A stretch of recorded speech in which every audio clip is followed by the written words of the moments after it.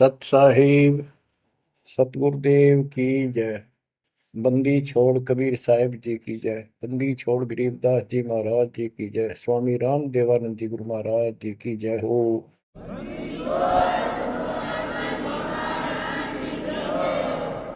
सर्व संतों की जय, सर्व भक्तों की जय, धर्मी पुरुषों की जय। श्री काशी धाम की जय, श्री सुडानी धाम की जय, श्री क्रोथा धाम की जय, श्री बरवाड़ा धाम की जय। सत साहिब गरीब नमो नमो सत पुरुष को नमस्कार गो की नहीं। सुर नर मुनि जन साधु संतों सर्वस दीन।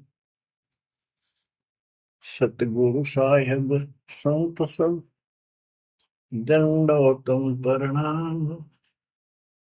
आगे पीछे मत हुए तिनको जा कुर्बान। बच्चों, धन्य है आपके माता पिता जिससे जन्म हुआ। धन्य है आपके पिछले जन्मों की भक्ति और संयम। उसी के परिणाम स्वरूप आज आप परमात्मा की शरण में आए हो। लख वर्षूरा जूझ ही लख वर्षा मध्य लख वर्ती जहान में तो सतगुरु से मांगे। भावार्थ है कि आप इतने अच्छे धर्म कर्म वाले व्यक्ति रहे हो, लेकिन मोक्ष नहीं मिला। मोक्ष न मिलने का कारण परमात्मा पे अविश्वास रहा। जिस भी धर्म जब जाति के अंदर हम जन्मे, हम उन्हीं क्रियाओं को उत्तम मानते रहे। परमात्मा के ज्ञान से प्रेरित होकर कुछ दिन भक्ति जरूर की, लेकिन एक से अनेक अधिक नहीं थे हम, फिर हम रह जाते थे।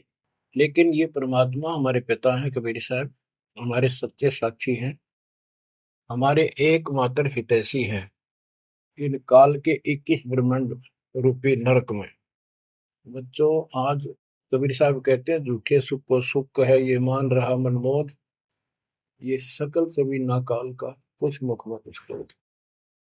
हम इस झूठे सुख को सुख मान रहे हैं।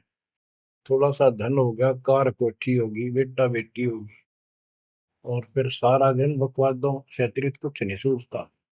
धन जोड़ लो, हेरा फेरी कर लो, और अधिक पैसा हो जाता है, राजनीति में आ जाओ, यानी मई माँ की भूख बनी रहती है। और ये हमारे जन्म मरण का मुख्य कारण है। जैसे आप धर्मदास जी के प्रसंग में सुन रहे हो, कितनी तड़प थी, कितना धन था, लेकिन कुछ भी बन ले, राजा बन ले, महाराजा बन ले, सेठ बन ले, और थे गरीब निर्धन बन। अब निर्धन को तो वैसे संतुष्टि नहीं, वो चाहता धन चाहिए। धन है तो सुख है। जिसका संतान नहीं है वो चाहता संतान है तो सुख है। कोई चाहता है मेरा सेठ धनवाला सोचता है कि मुझे कोई सुख नहीं। सुख तो इन राज्य महाराजों को होता है। राज्य महाराजों को सपने में भी सुख नहीं होता। बच्चों, यह बात जिस दिन आपके हृदय में बैठ जाएगी कि ये सुख है ही नहीं, रात को भी नींद नहीं आती इन राजाओं को, नेताओं को। लेकिन कुछ दिन कमांड चलती है इनकी, इसी में फूले रहते हैं। फिर ये भी सोचते हैं कि स्वर्ग में सुख होगा। स्वर्ग के राजा इंद्र, वो भी महादुखी, 24 घंटे टेंशन रहती है, कोई तप करता है और तेरे इस राज ने छीन ना ले। स्वर्ग का राजा नीचे यज्ञ करके या तप करके बनता है, और उसमें एक शर्त होती है कि तेरे शासन के दौरान, तेरे शासन काल में यदि कोई पृथ्वी पे ऐसा तप कर लेगा जो खंड ना हो, कुछ समय निर्धारित है, और 100 अश्वमेध यज्ञ निर्बाध कर गया, तो तेरी पदवी को छीन लिया जाएगा, उसको ये पद दिया जाएगा। तो बच्चों, उस राज को बनाए रखने के लिए इंद्र कति हद भी पार कर देता है, अति कर देता है। इज्जत बेइज्जती का सवाल भी नहीं रहता। एक प्रसंग आता है, मार्कंडे गोसाई तपस्या कर रहे थे बंगाल की खाड़ी में। इंद्र को पता चला कि एक साधक मार्कंडे बहुत जबरदस्त तप कर रहा है और कुछ दिनों में उसका तप संपूर्ण होने वाला है। और तेरी गद्दी जाएगी। उसने अपने देवता गुप्त रूप में गुप्तचर छोड़े होते हैं। इंद्र ने अपनी पत्नी भेजी उसका धर्म खंड करने के लिए। कति अंत हो जाता है आदमी जब अपनी पत्नी को परपुरुष के पास भेजता है, यह कति गिरावट की अंत आ जाता है। इतना जलील होना पड़ता है इस राज्य को बनाए रखने में, और वो भी हार जाती है। फिर इंद्र जाता है। ये लंबी कथा है, फिर कभी बताएंगे। मार्कंडे ऋषि इंद्र की पदवी को टारगेट करके तप नहीं कर रहा था। ये ऋषि क्या करते रहते हैं, ओम नाम का जाप करते हैं और तप, ये दोनों करते हैं। तप तो इन्होंने ब्रह्मा जी से लिया। ब्रह्मा जी कमल के फूल पर बैठे थे। जब वो होश में आए, कमल जल पे होता कमल का फूल, सब जगह जल ही जल था। आकाशवाणी हुई कि तप करो।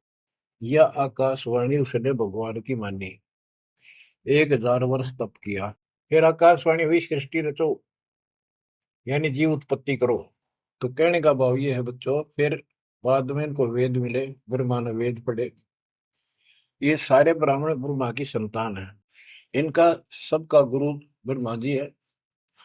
ब्रह्मा जी ने इनको बताया ओम नाम का जाप वेद में लिखा है। बच्चों, ब्रह्मा जी ने वेदों को पढ़ा। उसमें यजुर्वेद अध्याय 40 मंत्र 15 में ओम नाम है। चारों वेदों में कहीं और दूसरा नाम नहीं, ना दोबारा ओम नाम का जिक्र है। तो इन्होंने ओम नाम तो वेदों से ले लिया और तब आकाशवाणी मान ली भगवान की ब्रह्मा जी ने। तो उसी ऋषियों ने उसी आधार पर साधना की। मार्कंडे भी वही डले ढोया था।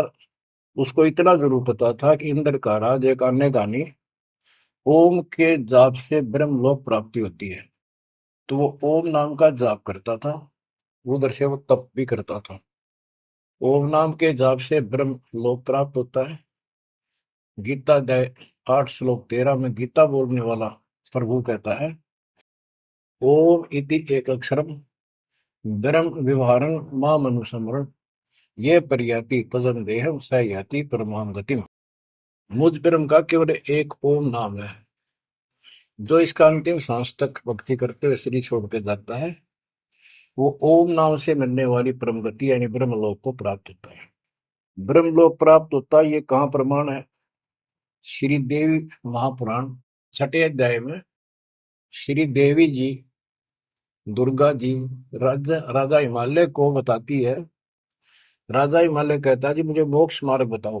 वो देवी का परम भगत था। देवी ने राजा हिमालय को बताया कि ओम नाम का जाप कर, इससे ब्रह्म की प्राप्ति होगी। दिव्य आकाश रूपी ब्रह्म लोक में रहता है। इति सिद्धम, ओम नाम के जाप से ब्रह्म लोक प्राप्ति है। गीता अध्याय 8 श्लोक 16 में लिखा है कि ब्रह्म लोक में गए साधक भी पुनरावृत्ति के अंदर है, दोबारा जन्म मृत्यु में आते हैं। अब जो साधना कर रहा है उसको कति उत्तम मान के कर रहा है, ना तो करे को नहीं, इच्छा ही नहीं बड़ा उसकी। बताओ, इनको ये नहीं बता तुम कर के रहे हो, इसका प्रतिफल क्या हो। एक कथा सुनाऊं, छोटा सा चुटकुला, सच्चाई है, चुटकुला नहीं। उदाहरण, दास के पास एक बहन अपनी दूसरी बहन को लेके आई। उसका पति शराब पिया करता और रोज पीटे, झगड़ा रखे। तो जो लेके आई थी उसका पति भी इतना नालायक था।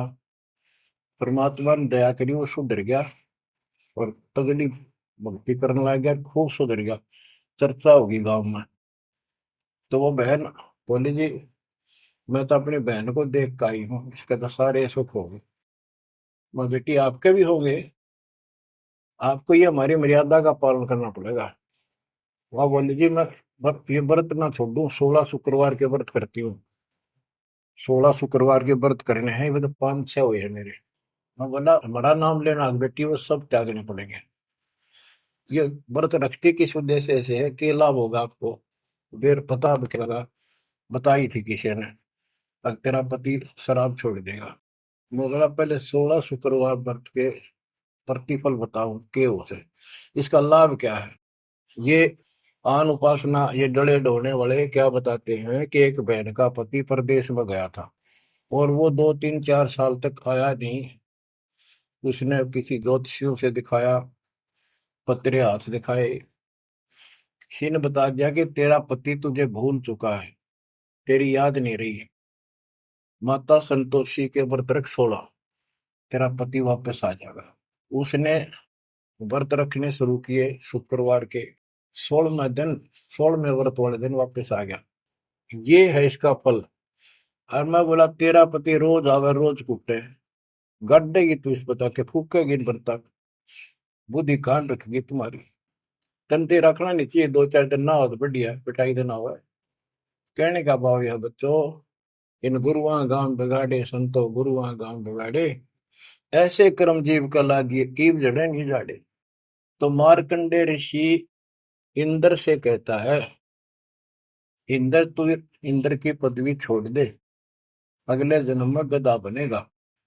इंद्र कहता जी फेर की फेर देखी जाएगी, अब तो मौज करने दो। बता, हमारी बुद्धि यहाँ तक सेट हो चुकी है। फेर के देख गधे पास तो कुमार देखेगा, कड़म मारेगा लठ, 2.5 मिनट का धरेगा समान कमर पे। मार्कंडे ऋषि उसको कहता तू मेरे वाली साधना कर ले, तुझे ब्रह्म लोक पहुंचा दूंगा। बच्चों, वो कहते हैं ना, बेड की लात गुडने तले तले, ये कहीं जा लो, इनका ये इतना ज्ञान है, इतनी इनकी अंतिम भक्ति है। अब प्रसंग चल रहा है धर्मदास जी का। ये जड़े धर्मदास जी ने खूब डो लिए थे, और जब आंख खुली, ओए होए होए, अब परमात्मा उनको छोड़कर चले गए। दोनों पति पत्नी देखते ही रह गए, आंखों में आंसू टपक रहे थे। ओझल हो गए भगवान जब गली से अंदर आए, राग खूब रोए अंदर बैठ के। ताकि पता नहीं आऊंगे कि ना आऊंगे ना, ये गांव नाम बताते, ये भी कमाल हो गया। परमात्मा कराते आए तो धर्मदास जी ने बोले खुशी मनाई, शरण पकड़ के बहुत कुछ प्रश्न उत्तर किए।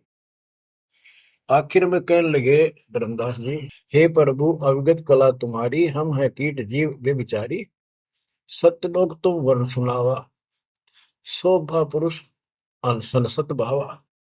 हे परमात्मा आपने सतलोक बताया, आपने परमात्मा की शोभा बताई, वहाँ रहने वाले हंसों का भी बड़ा गजब का सुख बताया। कैसे न देश राज वह आही, चित इच्छा प्रभु देखन ताई। कि वो कैसा देश है, कैसा लोक है, मेरा मन करता है उसने देखो। परमात्मा बोले धर्मदास ये निर्घनी काया, निर्घनी ये बेकार, इसमें डंगा भरा पड़ा, काम क्रोध लोभ विष्टा थूक ब्लड टट्टी पेशाब, इसमें कैसे दर्शन होंगे उस भगवान के।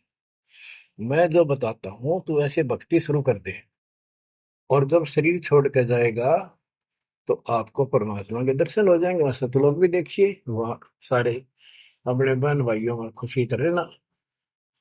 धर्मदास ये निर्गनिकाया, ये तन पुरुष दर्श के में पाया, इस तन में भगवान कैसे दिखेगा।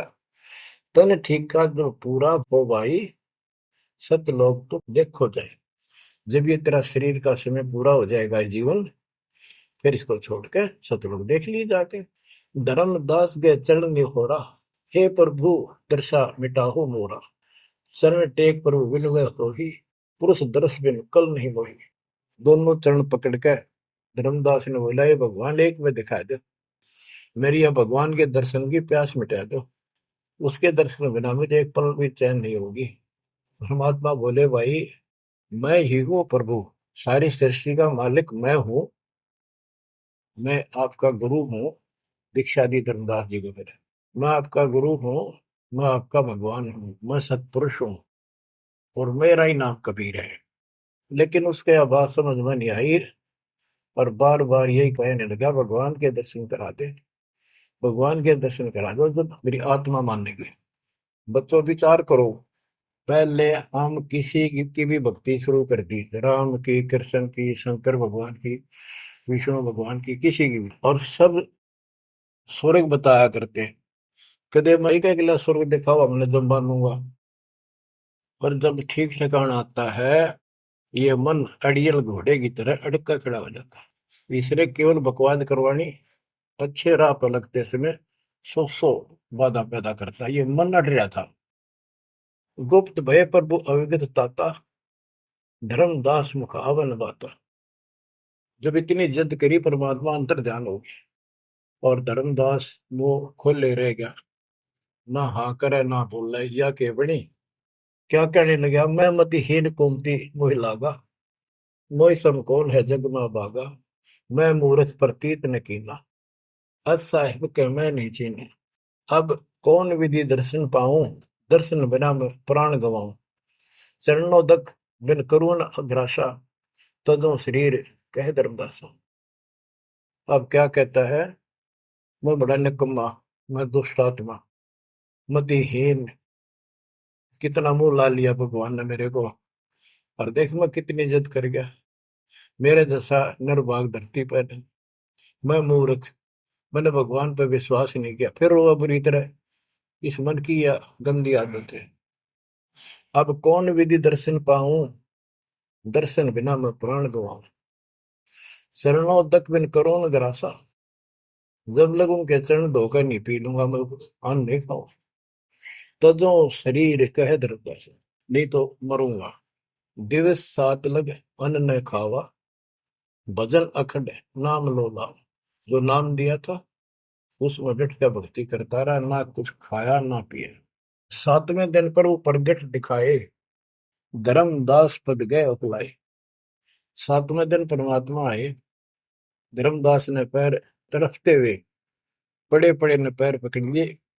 दृढ़ श्वासा निपट अधीरा, पड़े चरणन में अक्षीण शरीरा। शरीर बहुत कमजोर हो गया था। धरती में पड़े पड़े ने सरक के वाले के चरण पकड़ लिए। कर गए साहेब तही उठावा, शीश हाथ दे अंक मिला। परमात्मा ने उसके अपने हाथ का सहारा देकर उसको खड़ा किया और फिर अपने सीने से लगाया। धर्मदास चरणोदक लीना, चरण पखार आचमन कीना। धर्मदास ने फिर उठ के जल लाया, परमात्मा के चरण धो के पिए। परमात्मा बोले, हे धर्मदास, प्रसाद कुछ पाओ, कुछ खा लो। कर प्रसाद तो मुंह पे आओ, मेरे पास आओ फिर तो, और फिर मैं तुझे सारा ज्ञान बताऊंगा। तो धर्मदास ने जल्दी जल्दी कुछ खाया। उसका ये टेंशन थी कि चले ना जा। थोड़ा बहुत खाया, पानी पीकर पटदे से आगे बैठ गया। धर्मदास का शरनाई सुन प्रभु अगर अपार, 7 दिवस कहाँ रहे, कौन देश पगडार। तो परमात्मा से पूछने लगा, है भगवान आप कहाँ रहे, कैसे कैसे रहे, कहाँ गए। फिर उसी बात पर आकर गया, हे प्रभु चिंता गण करो मोरा, पुरुष दर्श देव करो ने हो रहा। हे प्रभु चिंता गण गौ मोरा, पुरुष दर्श दिखाओ करूं ने हो रहा। मैं हाथ जोड़ूं, आपके नहोरे निकालूं, मुझे भगवान के दर्शन दिखा दे। परमात्मा कहते, धर्मदास ये हट का कर हो, मानो शब्द शीश पर धर हो। मैं तो कहूँ वो मान ले तू। हमरे गहे पुरुष पे जय है, बिना गहे वो हजार न पे। अब मेरे नाम को तो ठीक से जप। मैं मिल गया, गुरु के बिना उस भगवान की प्राप्ति नहीं हो सकती। हमसो पुरुष ऐसा आही, जल तरंग जल अंतर नाही। कि भगवान मेरे में इतना अंतर समझ ले, इतना भी अंतर नहीं है। जैसे समुद्र से लहरें उठती है, लहर और जल अलग नहीं होता। बच्चों, धर्मदास जी को खूब समझाने की चेष्टा की कि हमरी सूरत गहो चितलाई, तभी पुरुष पतन। मेरे को भगवान रूप समझो, तब मालिक की प्राप्ति होगी। से हृदय प्रतीत अस आने, गुरु और पुरुष भिन्न नहीं जाने। गुरु और परमात्मा को अलग नहीं समझा है। तो शिष्य में ऐसी श्रद्धा होनी चाहिए। जब लो चित असरीति ने आवे, जब लग ऐसा भाव नहीं होगा, तब लग जीव लोक नहीं सतावे। धर्मदास चित बहु सकाने, चरण टेक वो विनती ठाने। सारा कुछ कह लिया भगवान ने, पर उसने अपनी बात को ऊपर रखा। परमात्मा भी चाहते थे कि मैं एक अपना आई विटनेस तैयार करूं। हे प्रभु सत कहो तो पाही, तुम ते कुछ तुस्ताई नहीं। मोरे तुम पुरुष हो स्वामी, यम त छुड़ाओ अंतर्यामी। हो प्रभु वर्णव लोक की शोभा, ताते आदि मोर मन लोभा। आपने इतना सुंदर लोक बताया, वहां के इतने सुख बताए, तो इसलिए मैं देखना चाहता हूँ। तब लीला बहुत हम देखा, आपके चमत्कार मैंने बहुत देख लिए। पुरुष दर्श बिन रह ये रेखा, भगवान के दर्शन नहीं कर लूंगा इतना मेरे मन का दोष निकले नहीं। जो किंकर पर हो दयाला, तो छिन में होएगा पुरसाला। कि मेरे दिल का कांटा जब निकलेगा, जब आप यह दया कर दोगे। तब परमात्मा ने कहा, धर्मदास ठीक है चलो। बच्चों उस समय परमात्मा कबीर जी और धर्मदास अकेले उसके एक बगीची सी थी उसमें थे, दोनों ही जने थे। धर्मदास जी की आत्मा को लेके परमात्मा ऊपर चले गए। पीछे से लोगों ने देखा, घर वालों ने जाके देखा, धर्मदास आया नहीं, क्या हो गया। वो बेहोश पड़ा, जैसे कोमा में होता है, मरा नहीं। 3 दिन तक ऐसा रहा। मालिक को ऊपर लेके गया। धर्मनी जो ऐसो चित के ना, तन तद चल लोक प्रवीणा। छोड़ इस शरीर को, चल मेरे साथ। राखो तन गौर ले हंसा, ता पहुंचे जा काल ही संसा। क्षण एक में पहुंचे जाई, अवगत लीला लखे को पाई। शोभा लोक देख सुख माना, उदित असंख्य शशि और भाना। इतना प्रकाश उस लोक का, जैसे असंख्य सूर्य और चांद उदय हो गए हों। परमात्मा कबीर जी जिंदा बाबा के रूप में थे। जब सतलोक में पहुंचे और जब उस परमात्मा के महल के सामने सतलोक में संतरी खड़ा था, परमात्मा बोले, भाइयों मृतलोक से एक हंस आए हैं, धर्मदास इनका नाम है, और इनको वह परमात्मा के दर्शन कराओ सतपुरुष के। द्वारपाल ने एक और भगत को बुलाया और कहा, इनको सतपुरुष के दर्शन करा के लाओ, महल में ले जाओ, दरबार में। जब वो लेके चला धर्मदास जी को, बहुत से भगत और आगे हंस हंसनी, यानी जैसे यहाँ भगत कहते हैं वहाँ हंस कहते हैं, भगतमती कहते हैं, वहाँ हंसनी कहते हैं। हंस का अर्थ है, हंस एक पक्षी है जो बुगले जैसा होता है, कति सेम टू सेम, लेकिन उसका गुण ये होता है, वो मांस मच्छी नहीं खाता, भूखा मर जाएगा, केवल मोती खाता है। अर्थात संत भगत वो होता है जो सब बकवाद छोड़ दे, केवल राम नाम के मोती सेवा सुमन दान करे, उनको हंस कहते हैं। तो काफी हंस इकट्ठे होकर आगे भगत और हंसनी भगतमती। बच्चों जैसे दास बताता रहता है, जो बच्चे स्कूल में सुख लेना चाहते हैं और वहां बकवादों में लगे रहते हैं, वो सदा दुखी होते हैं। अपनी पढ़ाई पूरी करके बढ़िया नौकरी मिल जाए, फिर नाचो गाओ, वहां सुख लो सारा। नाचने गाने का मतलब यहाँ पृथ्वी लोक पर रहना नहीं। भाव ये है कि जब आप सतलोक चले जाओ तो वहां मौज करियो सारी।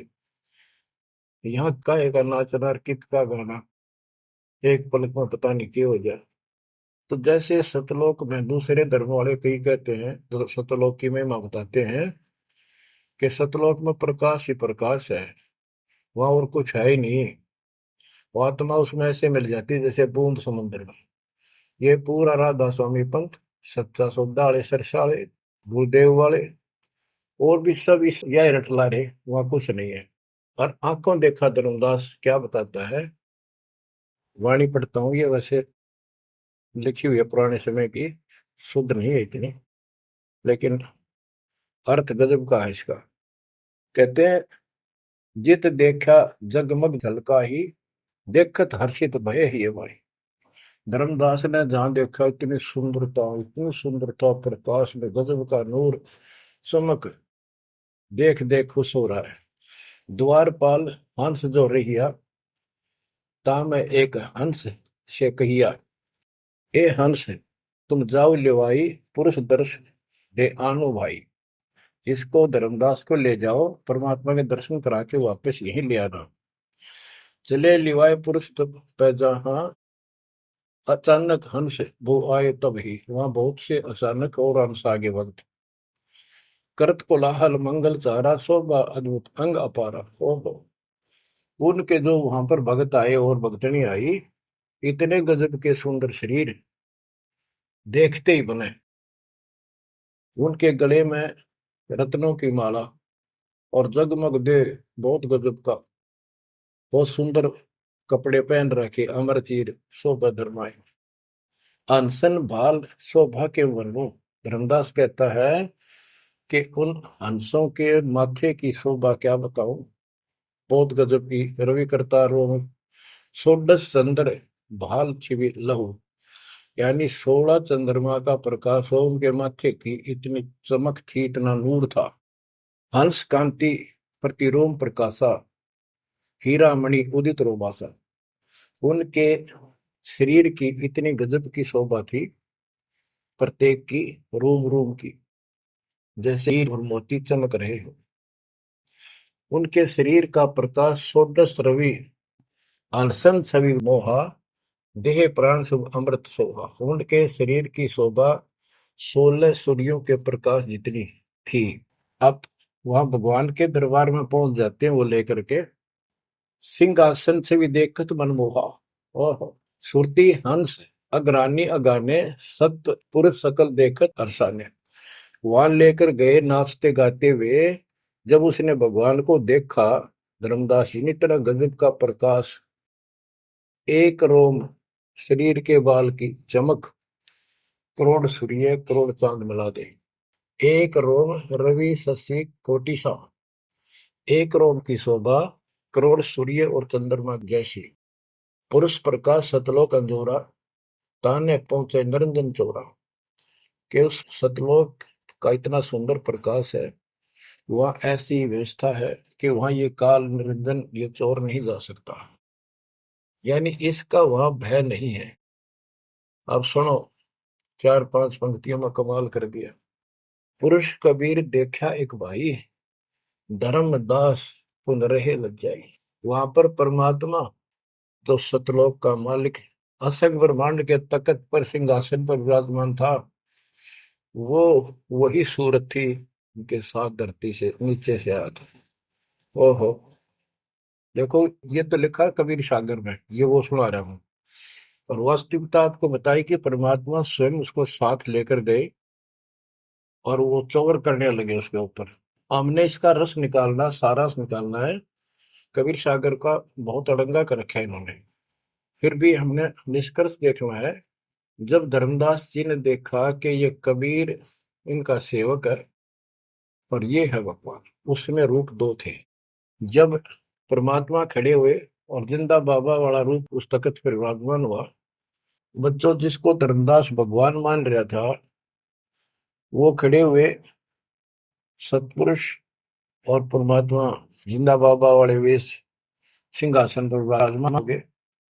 और वो चवर लेकर खुद परमात्मा उस कबीर जिंदा बाबा पर करने लगे।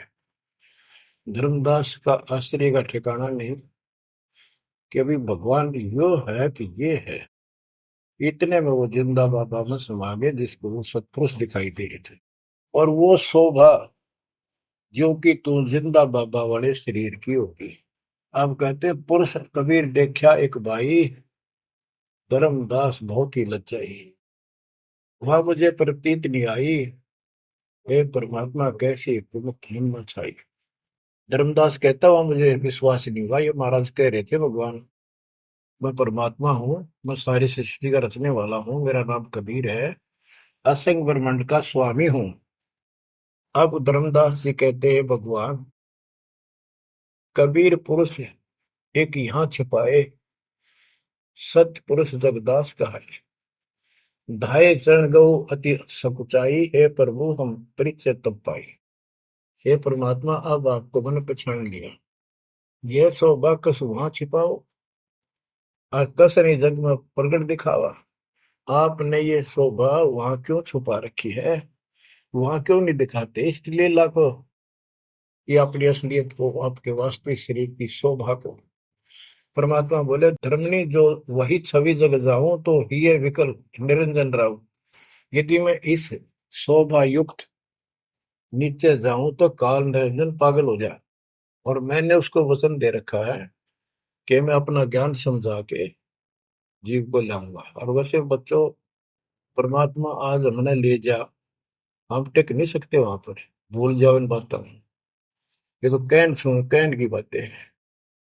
उदाहरण देता हूँ, कबीर साहब कहते हैं हम मोहम्मद को वहां ले गए, इच्छा रूपी सतलोक नहीं रहे हो, उल्ट मोहम्मद महल पठाया, गुद बीड़े कलमा दे। यानी हम हजरत मोहम्मद जी को ऊपर लेके गए थे कि ये समझ गया तो इन सब ने जो इसने लाखों तैयार कर रखे सबको बता देगा। लेकिन नीचे प्रभुता घनी हो गई थी, संगत उम्मत खूब हो गई थी इसकी।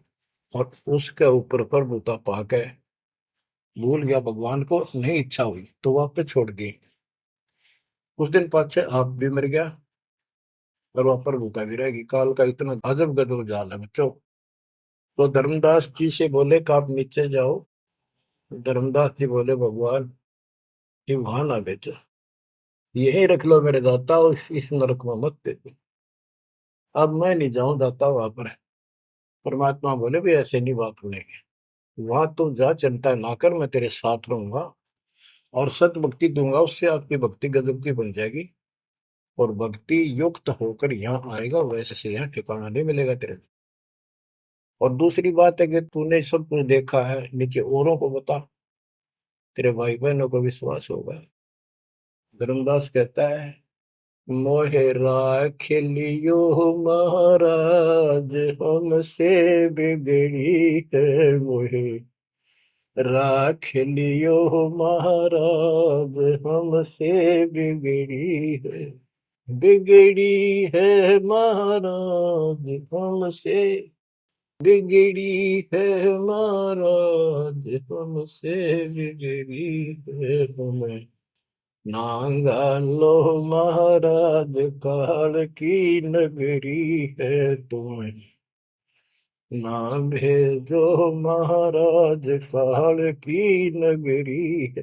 रो बुरी तरह, जैसे किसी ने आग में धकाया कर जबरदस्ती मर तो नौकर राख लो महाराज, हम गंदे इंसान से। अब पता चला उन सारे भक्तों ने बताया तुमने ऐसी गलती करी थी भाई, इसलिए दुख पा रही कि हमने खुद बिगाड़ी अपनी किस्मत। तुम रख लो दाता, ना भेजो मेरे मालिक, पैर पकड़ा रोवे। परमात्मा बोले भाई ऐसा ना कर, वापस चल और वहां पर मैं तेरे साथ रहूंगा, भक्ति कर, कोई दिक्कत नहीं आने दूंगा मैं तेरे को, चिंता ना करी, तेरे पीछे पीछे न फिरूं था मैं। और ये सारे ठाठ मैंने दे रखे थे तेरे को वहां पर, ना काल तो तेरा कचू मन निकाल दे 1 मिनट में। धर्मदास को फिर हौसला हुआ और तीसरे दिन शरीर में वापस आया। आसपास सारे रिश्तेदार भी आ गए 3 दिन में। सारा गांव क्यों सेठ था, पैसे वाला था, लोग सुगरदे बैठे, ना मरता ना जिंदा, इसका क्या हाल हो गया। परमात्मा ने बताया मैं काशी में हूँ, एक जुल्हे का काम करता हूँ, मेरा नाम कबीर है, मेरा गुरु रामानंद जी है, स्वामी रामानंद, जो वहां के प्रसिद्ध संत हुआ करते थे। धर्मदास जी सचेत हुए, उठे तो देखा चारों तरफ हाहाकार में, चारों जिंदा हो गए तो एकदम खुशी की लहर आ गई। आमनी भी रोए, तो वो कहने लगा क्या हो गया तुमको। तो बोले आप तो मर गए थे, ना मरो थे ना जियो थे, अचेत पड़े थे, बेहोश थे, हमको टेंशन हो गई थी कि मरेंगे। तब उसको विश्वास आ, नहीं तो स्वप्न मानना वो। ये मन इतना दुष्ट है, इतना उल्टा चल रहा है, जब ठीक ठिकाने की तरफ चलता है जीव, परमात्मा कसर नहीं छोड़ते, ये उसका बाप है। तो तब धर्मदास को विश्वास हुआ रे तेरे की, सचमुच में तो सचखंड गया, सतलोक गया था। फिर उनको बताने लग गया सारी, मैं वहां गया था, सतंदा बाबा भगवान है, खुद है, सारी सृष्टि के रचने वाले हैं, ब्रह्मा विष्णु महेश, तब के सामने कुछ भी नहीं है। वो रिश्तेदार आए थे तो चले गए, पागल हो गया, भांडन दे, जिंदा हो गया शुक्र है। लेकिन जिसका लागे वो तन जाने, धर्मदास काशी पहुंचे और देखे दुल्हे के रूप में बैठे वह सूरत क्यों की तू चरणों में पड़ गए। आसपास के कॉलोनी के लोग आगे बुलाए, बताओ पूछे कौन है ये? धर्म सेठ है, ऐसे ऐसे काशी का प्रसिद्ध सेठ है, नवा का बांधवगढ़ का। और सब नौके देख किसी पागल हो रहे लोग इस नीरू के पुत्र को भगवान मानते हैं, इनकी अकल पर पत्थर पड़ी। यानी जुलाहे भी ये बात बोले, जो देखा वो यही कहे। धर्मदास जी ने चरण पकड़ कर छोड़े नहीं, परमात्मा गलती बहुत होगी, हे दयालु माफ करो। जब परमेश्वर ने उसको कहा, बच्चा तेरा दोष नहीं, इस काल ने सबकी बुद्धि फेर रखी, और जो भी ये सारा संसार आपको दिखाई देता है ये कुछ भी नहीं है। एक सेकंड में मृत्यु हो जाती है इंसान की, और फिर कुत्ते गधे बनाकर छोड़ देता है। इसने तो सच्ची भक्ति करने नहीं देनी, या सच्ची भक्ति या जैसी भी आस्था मैं ही जीवों की बनाए रखे हुए हूँ। उस टाइम तो धर्मदास जी सारी मान्य था, वो बात ही नहीं रही। अब परमात्मा बोले, धर्मदास आप अपने घर जाओ, और बच्चा मैं वही आऊंगा तुम्हारे पास। धर्मदास बोला, जी आइयो, मेरा बेटे ने भी समझाइयो, और आमनी ने भी सतनाम दियो, बेटा भाई मैं आऊंगा पक्का। धर्मदास चले गए, परमात्मा वहां आमनी को नाम दिया। और धर्मदास जी बोले, जी मेरा एक पुत्र है नारायण दास, उसको भी समझाओ। धर्मदास जी ने नारायण दास बुलाया कि आजा भाई, गुरु जी आए हैं, भगवान आ रहे हैं। बैठ गया। परमात्मा ने जो ज्ञान सुनाया उठ के चल पड़ा। फिर बुलाए तभी नहीं आया। अगली बार भगवान ने खूब कह लिया, बुला लिया भाई, तेरे बेटे ने नाम दे दूंगा। धर्मदास गया, बेटा आजा, नारायण दास कल्याण हो जाएगा। काल के जाल में फंस गई। वो कहता, पिताजी आपकी मति मारेगी, इस जो लाए ने आपको बुद्धि भ्रष्ट कर दिया। देवताओं को छोटा बताता है ये देवताओं की निंदा करता है, मैं ना इसके दर्शन भी करूं। धर्मदास ने खूब कह लिया, पर लड़का मानना नहीं। धर्मदास जी रोने लग गया महाराज के चरणों में।